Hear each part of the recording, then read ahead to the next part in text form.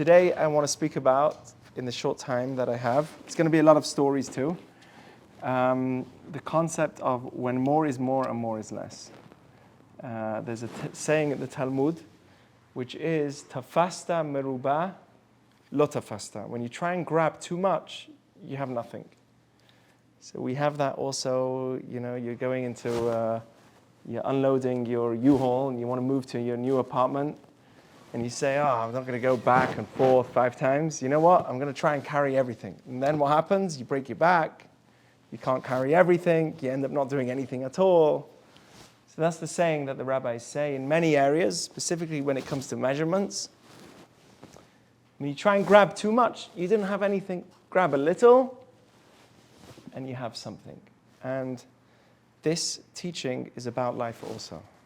Why? Because in life, we try and have everything, and then people get down, they get depressed, they get a little hurt. So I want to really translate that into you guys that you're here with me, which is really awesome because it's only small. It's a nice, intimate crowd. So you can ask me questions, but it's just, I'm not going to tell you anything that you've not known before, but I'm going to give you stories of experiences that I've had that really strengthen this idea. That in life, you don't need everything to be special. You don't need to be perfect to be special. In fact, perfect makes imperfect. A perfect couple that together all the time, well, they're probably not a healthy couple. Because by definition, a relationship isn't just 2 people living in the same house. It's, we share the bills, or we share the same marriage. That's not how it works. In a relationship, it's not we just share the same place. I live in one corner, you're in the other corner. We live together, and therefore, by definition, there's going to be times when there's differences. I don't say necessarily heavy arguments, but there's going to be differences. That's how it is. Also, a child. What's a perfect child in your eyes? Anyone know? What's the image of a perfect child? What would be your image of a perfect child? Sweet. Curious, asks questions. See, that's a good child. But do you know what some people will tell me? Quiet, leaves me alone, lets me do whatever I need to, is always busy with playing his own toys, and never drives me insane. Right? But isn't that imperfect? That's a cat. Yeah, that's a cat. You got a kid sitting in the far corner, and he's quiet, alone, with himself. That's perfect. That's imperfect. Quick. That's someone that needs help. So sometimes we aim for perfection. We try everything. We want everything. And yet we have nothing. So that's really the discussion I'm going to talk about. Welcome. Hello. Hi. Here's some great chairs. You can sit down or take some food and come later. Or feel at home. Thank you for your permission. So anyway, So listen, I want to tell you that some stories of moments. I was just talking about this idea that sometimes when you try and have too much, you have nothing. In life, we don't need to always have everything.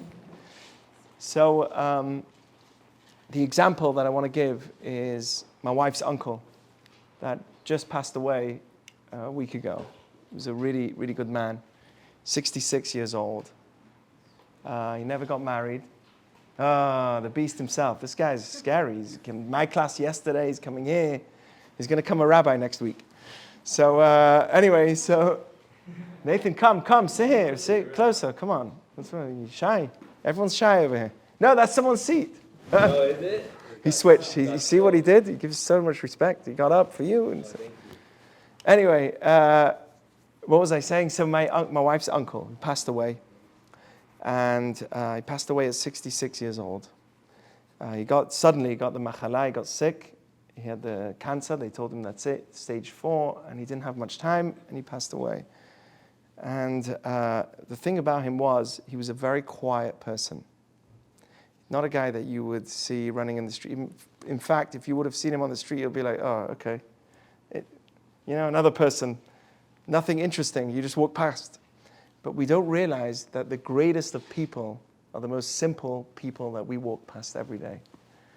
And he's one of those people that was like that. He wasn't religious when he growing up. And later on, he became more religious, and he lived his life. He was very simple, never managed to get married. He tried to find a spouse, but it never worked out, and he never got married. And he passed away at 66. And I want to tell you, he was in construction, like most Israelis are. And he lived in Jerusalem.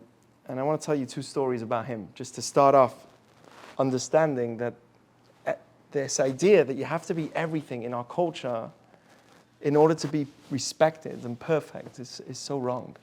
So listen to the first story. He was working in construction. He built someone's roof, fixed up someone's roof, and hi, welcome. Fixed up someone's roof for 40,000 shekel. He completely tarred it. It was leaking. Fixed it up, and it costed around 40,000 shekel. Yeah, for the roof. That's how much it cost him. It was a long time ago. He was a good Jew. He never overcharged. So he comes to the guy, and he says, "Okay, I'm done. I finished. Tarred the roof.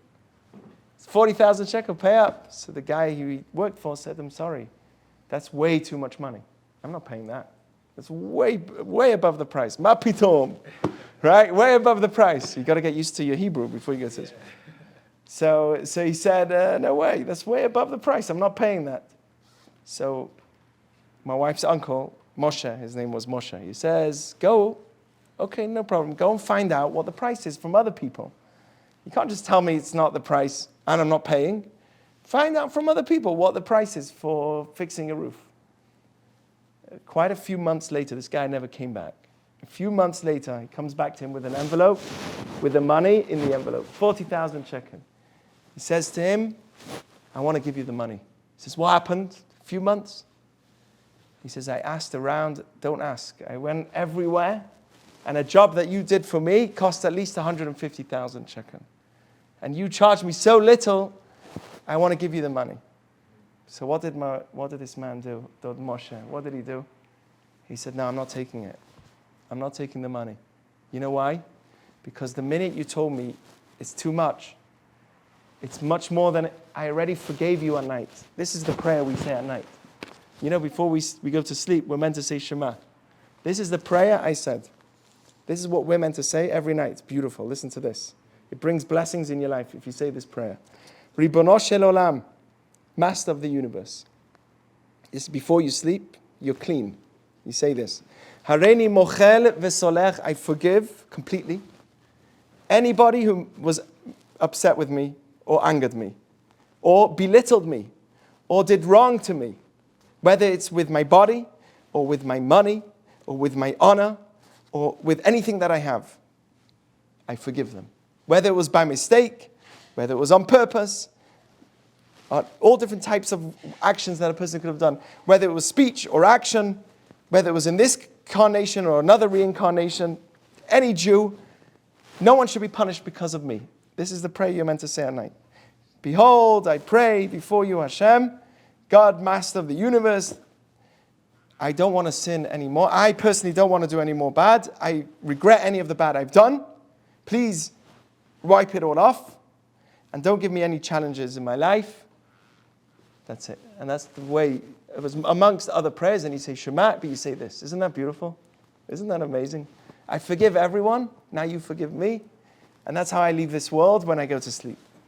So he said, I said the prayer. I forgive you. I'm not taking the money, which is extreme.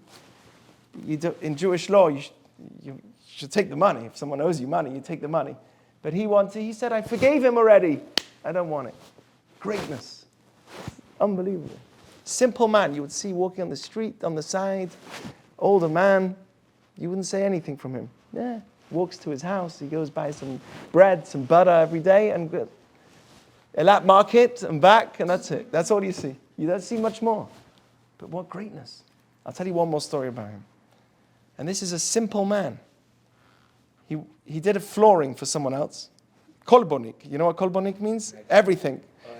Kolbo means like everything in him. He does everything. You know, construction, when they say they do construction in Israel, they do everything. So he did someone's flooring. At the end of the job, he says, pay up. He did the job. I did the job. Look how nice it is. You owe me the money. Moshe, en li et hakesef. I'm so sorry. I just lost all my money. I have no money. I can't pay right now. I just have no money. As he's going to get the money, he sees that the child of this man is standing by the fridge and he's crying to Ima, he's crying to his mom, saying, Ima, en li ochel, I have no food. Why is there no food in the fridge? Moshe hears that. The child's crying by the fridge, there's no food. Immediately he goes downstairs to, in Israel they call it the markolet. He goes to get some vegetables and fruits and food, bags of food, comes back up and says, here, for the meantime at least, you should have food in your fridge for your child. Not only did he forgive the guy, not only did he not shout at him and get angry with him, he heard that he's got a child who's hungry, he went and got him food. Next level. Unbelievable. Why am I telling you this? Because we think of greatness. Who do we value today as great people? Who do we? Kardashians? Right? That's our value. That's where it is. That's where greatness is at. Someone who can Photoshop their face a little more on social media. That's who we value. Because whenever I go to Israel, I see it. I see people. There's a people called the Jews, and especially the religious Jews, that don't even know who the Kardashians are. It's phenomenal. I never knew who they are until this is my work. So I meet people, in America, and I'm here to meet people. I'm a rabbi, so I hear about it all the time. Listen to what the Talmud says. Listen to this. Amar Rabbi Avau. Listen, you guys, you should be off the floor right now with the greatness of this story. The Talmud says we're living in an upside-down world. The world upside down. Why? Listen to this. It's a Talmud in Baba Batra on the second page, 10b. Okay, you won't check it out anyway, so I could be making it up. It's Talmud. Listen to this. Rabbi Avau said, they asked Shlomo HaMelech, the wisest of all man, who is someone that's great, not only in this world, in the next world? Someone who's amazing, who's achieved it. Someone who's ben olam haba, who's going to be special in this world and the next. Who is it? So he said, Shlomo HaMelech said, you know who it is? Anyone who gets old, this is a sign. If he gets old, and everyone respects him for his wisdom, not for his wealth. He gets respect, not for his money and power, but for what he's achieved in terms of his wisdom. Well, we have to define wisdom. We will. So they said a story. Are you ready for this story? Just like this one rabbi, his name was Yosef, and he was with his father, Rabbi Yeshua. He was together with him, and all of a sudden, heart attack, passed out, had a death experience. Pacha rucho. That's what Rashi says. Ingid, Rabbi Yosef. This is what the Talmud says. This rabbi, the son of another rabbi, Rabbi Yeshua, he completely passed out. He had a death experience. They tried, no pulse, nothing. And eventually he woke up again. So his father said to him, what happened? What did you just see? He wakes up. What did you see? He says, I had an experience. I went to the next world. Do you know what I saw? I saw Olam Hafuch Ra'iti. I saw an upside down world. I'm reading it word for word. Elyonim lemata v'tachtonim lemala. Those that you think are wealthy, successful, respected, they're the highest, the elites of our world. The ones that you think are the best, they're at the lowest points in the world above. And many times, not always, but many times, those that are at the lowest, that have no respect, they're just random people that you see on the street. They can be the greatest. Tachtonim lemala. They're the highest of people. So Rabbi Yeshua, his father, says to Yosef, he says to him, you know what you saw? Amalei, he says to him, do you know what you saw? You saw a real world. Olam barur ra'ita. This world is what we call in Kabbalah, alma deshikra, a world of lies. It's not a world of truth, it's a world of lies. You know why?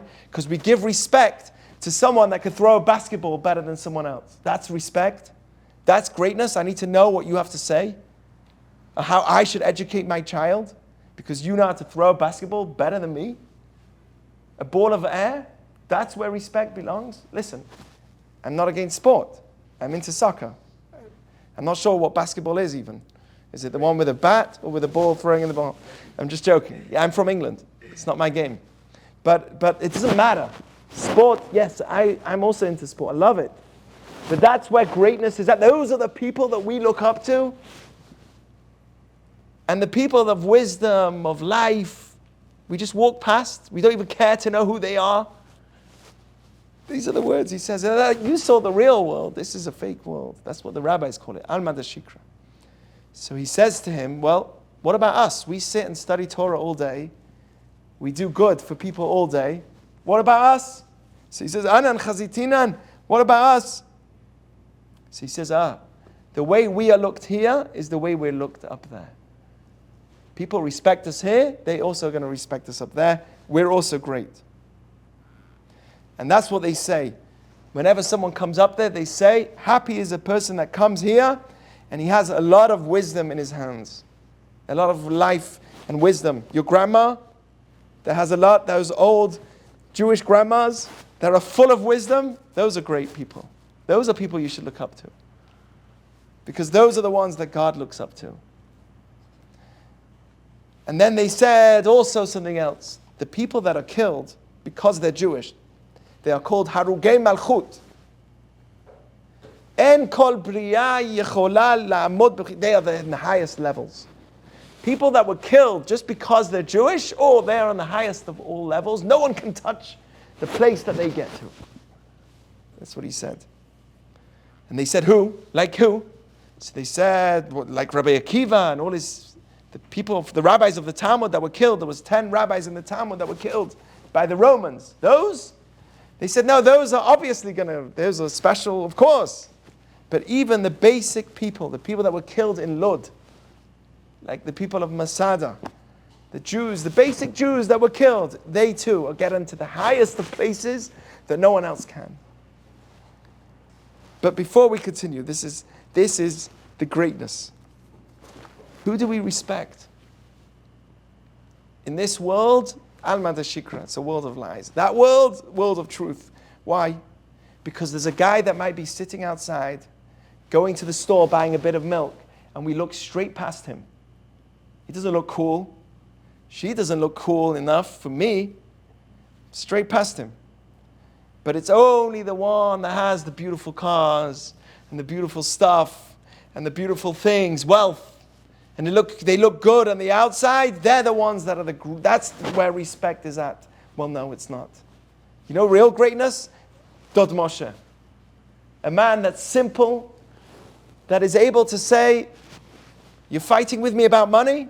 Okay, I forgive you. And walk away. Wow. Greatness. That's a whole new level. That's real greatness. So I want to tell you a few areas in life where more is less, and sometimes more is more. More internal greatness, more spiritual greatness is more. But more things, in fact, is less. It says, Marbe nechasim, marbe de'aga. When you have more property, more things, what happens? You have more worries. So more is less many times. Some people have more and more. Recently I've had back pain, really bad back pain. What do? Anyone know what you do if you have back pain? Lay on the floor. So all my beautiful mattress that I spent so much money on, the foam mattress and the research and the hours, can't help my back. The simple floor, hard floor. I laid on the back. For a few minutes, I felt my back straightening up. Boom. 3 hours after, I slept on the floor. My wife missed me a little bit, but it's okay. 3 hours later, the next morning, I get up. Wow, I'm back again. Simple is beautiful. You don't need the great Kardashian, flashy stuff to be called great. In fact, it's not even great. If you get to the depth of it, it's not great. It's all photoshopped anyway. Or the validations, the person, who is it? Oh, you heard about that person? They have 150,000 followers on Instagram. If they're not bots, right? And if they're real, it doesn't make a difference. Do you know what it means? There's 150,000 people that like them. But they just validate them. They didn't connect to them. We confuse validation with connection. It's not a connection. Someone made me feel good for doing something that I did. But they're not connected to me. It doesn't mean greatness. We confuse great. That's what the Talmud says. That's a lie. It's a lie. Truth isn't there. Truth is in the simple person that actually is able to fold in a moment where he could have got in an argument and he put the money away and said that and move on. It's amazing. Let me give you more examples. It's good so far? Good story? Here. By the way, you'll go to Israel, there's people that don't know social media. They don't have social media. You'll also, kosher phone. You'll go to Israel and you'll also go to Tel Aviv and you'll say, when are we going to Shalvata already? Right? But there's Shalvata here also. There's 10 more Shalvatas, different types. When are we going to go and party in Tel Aviv? But you know what? You can get there anywhere. You can go to any beach anyway. Enough with the Kardashian lifestyle. It's time to go to Israel to learn what Judaism really is. Where are these people that don't care and don't even know who these people are? They don't even know who they are. It's phenomenal because it's really worth. It's not. That's where life is at. More stuff. It's amazing. You'll see that world, and it's a beautiful world. And that's the people that we are. The beautiful people. Yes.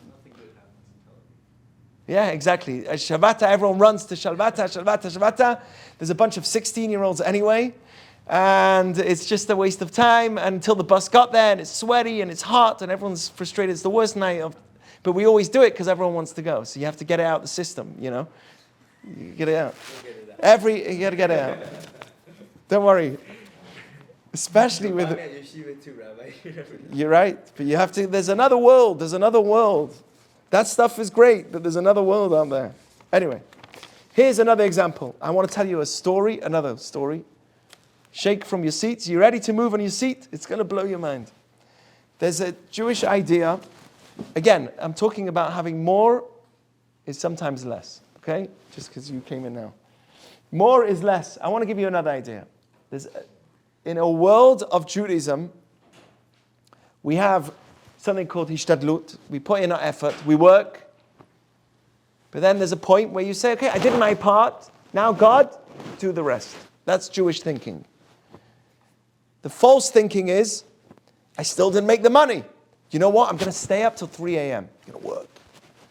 But still didn't make the money. So I'm not going to sleep tonight. And then work and kill myself because God is not giving me the money. I am God. I'm going to work and crazy and go mad. That's not healthy. That's called beyond emunah. That's no faith. And the faith is only in me and I kill myself. Is that normal? From a Jewish perspective, you're meant to have emunah, but also be normal. You do ishtadlut, which is what we call effort. I put in my effort. The Torah promises me, "Leman yevarechecha Hashem Elokecha b'chol ma'asecha asher ta'aseh." God will bless you with all the work that you do. Meaning, you do your part. You give tzedakah also, very important. It's talking about tzedakah. You give charity, and God will bless you with all that you do. What does it mean? You put in your effort, and the rest is God's blessing. But you got to do your part first. And then God puts in the blessing. That's how we as Jews walk around. We put in our effort. I'm not going to work 24 hours a day. That's insanity. Anyone who does more than what's normal has no emunah, has no faith in their work. That means if you come home and you should be working 5 hours a day or whatever it's normal, and you work more and more and more, you're already losing what we call faith. You're putting your faith in the work. Or dating. Date, search, and this app, and that app, and the new app. And there's another one that came out, and there's another 5. And die, enough. How many can you drive yourself mad with? How many people do you want to expose yourself to? Right? That's beyond hishtadlut. We put in our effort, and then that's it. I want to tell you a story like no other story. You may have heard it before, but to me, maybe you've heard it, Nathan, I don't know, in my house. It's a story like no other. So there's a rabbi, and this should be in his memory. His name just passed away very recently, lived in Israel. Reb Chaim Kanievsky, his name was, this should be in his memory, Shmarayu Yosef ben Yaakov Israel. He was a big rabbi. And we're not talking about 20 generations ago, 30 generations ago. We're talking about now, a year ago. He passed away 2 years ago. One of the greatest of the greats. He never said a word extra. If you would go to him, you'd wait for 2 hours in line to get a blessing, and he'd say, he has a book in front of him, a Talmud, he's learning. He'd say, Rabbi, he needs a bit more help, he's sick. Bua, he'd say, which stands for bracha ve'hatzlacha, blessings and success. He wouldn't add one word extra, can you imagine? Every word to him is accounted for. Very calculated with his words. So once this guy was dating, every time he goes out with a girl, first date cancelled. He goes out with another one, gets suggested this girl, he goes out with her, first date, walk away. Every time. It's bad. Every time. First date. Eventually he hits the age in the religious community, that's already getting late, he hits the age of 28. He started already at 20 dating, for serious, for marriage, in the religious community in Israel, that's how it is. 28, 8 years of dating. Every time he goes out, the first girl he looks at, Rabbi, that I have a terrible scar on my face. And I think that the reason why no one wants to go out with me is because there's a terrible scar on my face. So Reb Chaim Kanievsky doesn't say extra words. He says something on the lines of, Tesaper et hasipur. Tell the story of how you got the scar. Don't hide the story, tell the story. So what does he do? The next day he goes out, 28 years old, he goes out with this girl. She's 20 years old. He goes out and he says, you can see I have a terrible scar on my face. I want to tell you my story. Now this guy, by the way, when the rabbi said, tell the story, he's like, what do you mean? How can I tell the story? That's what you should do. First day he goes out, he tells the story. I have a scar on my face. I was walking to the old city 8 years ago when I was 20. I was walking down the old city in the Arab quarter, and I heard a young girl screaming, and she was getting attacked by some terrorists. And I said, young girl screaming. She was around 13 years old, 12 years old. Someone said, I have to get up. I'm not the type to fight, but I have to fight. And he ran after this guy, and he started fighting with him. And this terrorist had a big stone in his hand, and at some point took the stone, let the girl go, and smashed this guy on his face with the stone, and that's how he had his scar. And all of a sudden, as he's telling that story, the girl in front of him bursts out crying. And she says, I was that girl. 8 years ago, I was that girl. And we've been looking for you, my family have been looking for you for the past 8 years. And now I found you. And guess what? They got married. True story. Not a made-up story. A true story that was given over, and you can see the video of it, given over in Hebrew. True story. 8 years ago, can you imagine? She was 12 years old. He saved her. And now for 8 years, he's going out date after date, and he's wondering, where's my girl? Why is she always turning away from me? And he's trying, and he's putting in his effort, and he's going crazy, and he's trying to do everything. And he's like saying to himself, maybe there's another girl out there. Maybe I should do more. Put more effort, more effort. This is the greatness of the story, more than anything. For 8 years, that guy's running around trying to find his date. Probably not on dating apps, but imagine, dating apps. Everything. Where's that girl? And 8 years later, it wasn't the time. You know what it was? It wasn't the time. She was too young. She was 12 years old when you started dating. Now she hit 20, she was your age. It was the first guy she went out with. And she found him. Because it wasn't your time. There is an idea that you can go out with someone, but you're waiting for your soulmate to be ready. And they're not ready yet. Maybe They just found out they're Jewish. And they're working on their Judaism themselves, and they're not ready yet to marry you. But the day that they are, they will find you. So we can't walk around saying, okay, I've not found my date yet, so I'm just going to sit in my bed and not expose myself to the community and do my part. That's not true either. We do our part, but we don't put in our effort, which is way beyond what's necessary. Oh my gosh, I have a pimple on my face. I can't go out now for the next 2 weeks from my house. I'm locked in my house. You can't live like that. I need to look perfect. I need to be perfect. It's not a healthy life. Everyone's demanding from us perfection. And it's causing serious abusive mentality. It's causing a mentality where I feel somewhat abused. Everyone's saying, I'm not good enough. Do more. Be perfect in your work. Be perfect in your job. Find a shidduch. Find your spouse. Why are you not married yet? And then this and that. Enough. How much can you demand of me? And what's the problem? Because it's all a lack of emunah. I'm going to do my part. I'll do my effort. But I'm also going to be relaxed that I have what we call emunah, that I know that I'll do my part. When the right person's meant to come, they will. People that talk like that are what we call Jewish thinkers. They are healthy. They're not over-pressured. They're living a healthy lifestyle. Their heart is calm. That's called emunah. So sometimes we try and grab too much and we have nothing. What's the best way? Don't grab too much. Do what you need to and have the right balance. And that's also what I want to talk about. Okay, good story, no? Amazing story. Okay, I want to talk about this idea also. I have so much, I could give you a month of talk. I promise you. There's so much Torah on this idea. I wrote 3 pages. I'm only on page 1. Here's Rambam. Maimonides says like this, lesson for life. I hope these guys on Zoom are listening because it's powerful stuff. Lesson for life, Maimonides says. How can you be, the Torah tells me, V'halachta bidrachav.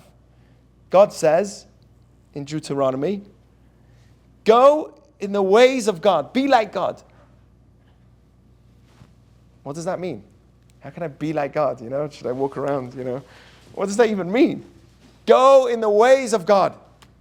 It's a mitzvah in the Torah. We have 613 commandments. One of them, be like God. What does that even mean? So Maimonides spells it out very beautifully. And he says, do you know what it means? Shvil hazahav, go in the middle path. The golden path is the middle path. In life, never be extreme. You want to know what Judaism is? It's always about being balanced. Shalom, shalom. Welcome. What's Judaism? It's about being balanced. The middle path. That's going in the way of God. You want to know what it means to go in the way of God? Middle path. Anything to the extreme is not like God. And he gives many examples. Let me give some. Being too kind, giving a lot of charity, is that good? Giving charity is good. Giving too much charity is not. Why? You'll lose all your money. Then what's going to happen? You're going to need someone else to help you. What kind of craziness is that? Up to how much? How much should you give charity? Up to how much? 10%? Up to 20. Up to 20. And if you're worth billions, right? You don't have cash. Most of it's in net worth. It's not. You can't just give it away because there's a business that the money's in. It's not just in your pocket. Even so, 20% is how much you should be giving. You shouldn't be what Rambam calls mefazer ma'ot, throwing away money for no reason to people. Even to be kind. It's craziness. But also being stingy. Is that good? No, not at all. Like Hillel said, Ukshe'ani la'atzmi ma'ani. If I'm living with myself only, and I'm just myself, and I keep all the money to myself, and it's me, me, me, then what am I? Nothing. I'm just another consumer. The worst life is to be a person that only lives for yourself. Because then what are you? Your worth, your value, your work, all the effort you put in, it's not really going into anything great. It's just going into yourself. Money, what am I? Giving nothing, no good. Giving too much, no good. What's the middle path? The healthy path. Between 10 and 20%. That's the middle path. And so Rambam says that's the godly path. Maimonides says that all of the mitzvot is about finding balance in life. It's about being in the middle. Let me give you one or two more examples. Being proud. Arrogance. That's an extreme. What would be the other extreme of arrogance? Shy. Almost. The other extreme of arrogance. What's the other extreme? You got arrogance on one side of the scale. What would be on the other? Yes, insecure, not confident. Do you know what some people tell me? Humility, they're wrong. Insecurity, feeling like nothing, no worth, no value at all. I am nothing. Wearing rags, not looking after yourself, sitting on the floor, not feeling special.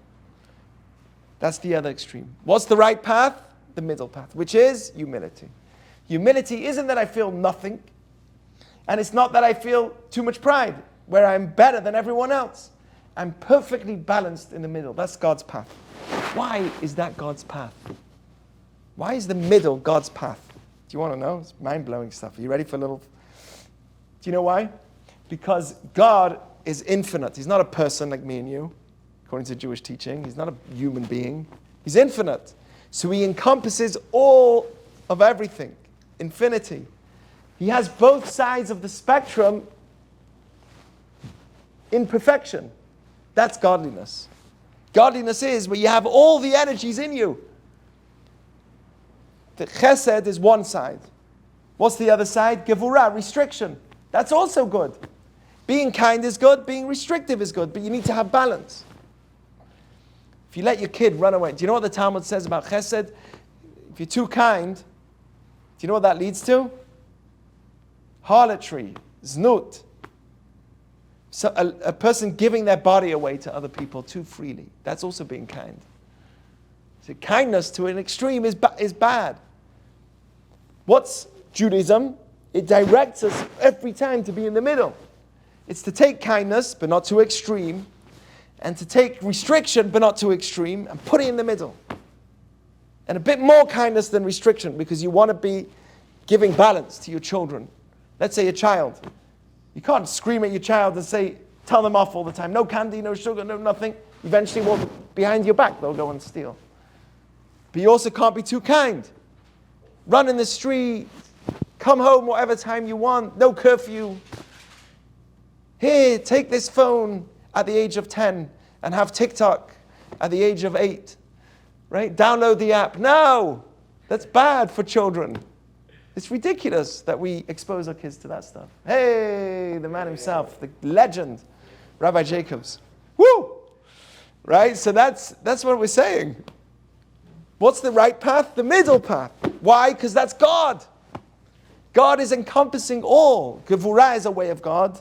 Restrictions are a way of God. Kindness is a way of God. And the balance of it is how you achieve godliness in this world. That's the middle path. That's v'halachta b'drachav. That's going in God's ways. And we can go on about this forever. It's fine. It's all good. It didn't break. But you get what I'm saying. It's amazing. That's godliness. Listen to what Shlomo HaMelech said. Solomon said. Solomon said, in those days, in the old days, you didn't have food like we have today. You go to Eilat market. You want lemon, lime, watermelon, oranges, no problem. Whatever you want, eat. No problem. It costs you, in 2023 you get. But eat whatever you want. That's how we are today. It's never used to be like that. You think we have trucks in the old days? So how did we live? You found a food, you ate that food for a long time. You had potatoes in the winter. By the way, the Talmud says, the Midrash says, very interesting, that every food that grows in its time is specifically healthy for that time. So the Midrash says, in the winter, potatoes grow, lots of zucchini carbs. It's good for the winter. In the summer, different types. You got watermelon, they're good for thirst. Every fruit grows in its time for the right reasons. It's phenomenal. But that's how people used to live. You'd have At a certain time, you have a cow, you slaughtered it, that's a lot of meat for a while. And you've got to finish it because there's no fridge and there's no... So people had food available, they'd have a lot of the same food. But that's dangerous. You know, you have a beehive and you take out the honey, you have a lot of honey all of a sudden. Dangerous. So what does Shlomo HaMelech says? Listen to the words of Solomon, chapter 25, verse 16. Remember this. Devash matzata, if you find honey, eat it, but to a limit. Dayeka, enough. Make it limited. Honey is good, but be very careful. Pentis paenu, maybe you'll have a little too much. And the Talmud, Mishlei says, v'hakeh oto, and you'll stop sicking it all up. You'll puke it all up. Hello, welcome. Don't eat too much honey, because maybe you go a little bit over, and you'll start sicking it all up. Got to finish? This is finished. No. We finished? There's going to be another class after this. This is fit. Yeah, you can stay there. You're never too late. There's always more. You're always on perfect timing. Amazing. Okay, so I'll finish off with this. 2 points. People tell me, I have a lot more points and more stories and more. People tell me like this. Judaism is extreme also. Maybe I should be moderate with Judaism. It's very extreme. You rabbis with your kippot all day and your Judaism, you're extremists also. Jews are also extreme. First of all, not true. You look at Judaism, you look at the Rabbanim, you look at the people that stick to it truthfully. They are very balanced people. Healthy, beautiful family. They have healthy relationship. It's a beautiful thing to see, right? It's a false idea, but I won't only say that. What do I tell them? Judaism should be also limited. Don't do too much Judaism, because Judaism says, don't be an extreme. That is the point of Judaism. Every one of those mitzvot is about being balanced. Let me give you some examples. Tefillin. Someone tells me, okay, wrapping tefillin in the morning, that's extreme. Well, every day. First of all, it's not Shabbat. You don't need to do Shabbat. There's a story of the guy who came to put on tefillin, and the rabbi gave him a pair of tefillin, and he's like, Rabbi, after a few weeks, Rabbi, I've been wearing tefillin once a week. He says, oh, when? On Sabbath, on Shabbat. Every Shabbat I put on tefillin for you, Rabbi. Why? Because it's the holiest day, so you think that's the time to put on tefillin the most. But that's not what God wants, right? Tefillin, it's extreme, every day, yes. Every day we run around looking after ourselves, looking for stuff, more money, more work, more. 1 hour you can't give. The opposite. The amount of effort we put in our work is extreme. 1 minute to put on tefillin, that's extreme. The opposite, mental health, is important. To give you God an hour before you get out of bed, before you run out to work, you give God 20 minutes, 10 minutes, 5 minutes, that's extreme. The opposite is extreme. Right? Say modehani lefanecha. Baruch atah Hashem Elokeinu melech haolam pokeach ivrim. I see. That's how you do. You have 15 brachot. Thank you, Hashem. I can open my eyes and see. Welcome. Hi. Right? That's a bracha. That's a real blessing. What is it? That's extreme. That's balance. The opposite is balance. Wake up, check my feed. Wake up, run out, work. Wake up, that's extreme. Balance is the opposite, is where I actually do Judaism in the morning. That's balance. Give me another example. Kosher. I don't just eat whatever I want when I want. That's balance. Shabbat. It says 6 days you shall work. Shabbat is extreme. Why is it extreme? All week I work and I search and I buy and I sit binging on TikTok. Finally, one day you take off your TikTok. That's extreme. The whole of Judaism is about balance. Look through the whole of Judaism. Someone once told me I'm depressed. This guy I felt like I can unload on. Not everyone I can do it. This guy I felt like I can unload. I said, what do you expect? You're depressed. You eat what you eat whenever you want. Whatever type of food you want, whenever you want. You binge on whatever you want to binge on, watching or whatever. You spend hours on end cursing people. You spend hours on end talking badly about them. I went full force. Right? All day long, there's no boundaries. Everything's just do whatever you want. That's, and you're telling me that you're not happy? I work out. There's a saying in Hebrew, The word for happy, one of the words for happy is ashrei. We say in Tehillim, ashrei. The word happiness in Hebrew is plural, not singular. Hello, welcome, welcome. Happiness in Hebrew is plural, not singular. Why? Because you can never be happy in one thing alone. You say, I'm going to work out in the gym this month, twice a day. That's what I've been through that stuff. I'm diet my whole life. I'm going to work out in the gym twice a day. That's the only thing you work on, you're never going to be happy. Happiness isn't just one area of life. It's me working on every aspect of life. I work on all the spectrum. I'm going to try and work better, be more honest, be more truthful. I don't need to be perfect in all of them, but I'm going to work on all the spectrum, across the spectrum. That's how you achieve happiness. Where I feel like I'm living my life to its fullest. That's where happiness is at. Not where I'm good at one area and then the rest of my life I just ignore and neglect. You're not going to be happy that way. Trust me, there's some very cool people walking out of LA Fitness. And not cool also, but whatever, we could talk about that. There's some cool people that come out of LA Fitness. They look healthy on the outside, but I don't know about the inside. Happiness is in multiple areas. Okay, so what is Judaism? It's about being balanced. All the mitzvot is about being balanced. Just we are so extreme that we think that doing Judaism is extreme. No, it's not. It's about being balanced. That is the definition. And the same with everything else. My friends, this is how we should know. What more is more when you're working on yourself and you're becoming balanced, working towards being balanced, then you're getting more. But don't think that more is more out there on the outside. Someone has more stuff, more things, more life, more popularity, more. That's who we look up to. And really, it's less. More is less. Greatness is in the simple people like Dod Moshe, my amazing wife's uncle that passed away. The simple people that do great things. That's where greatness is at. And that's what Judaism is in a nutshell. So you'll go to Israel, you'll see people, there's lots of Jews, but there's also the Jews that are not living the same or dreaming of LA. There's a lot of Jews. Where are you from?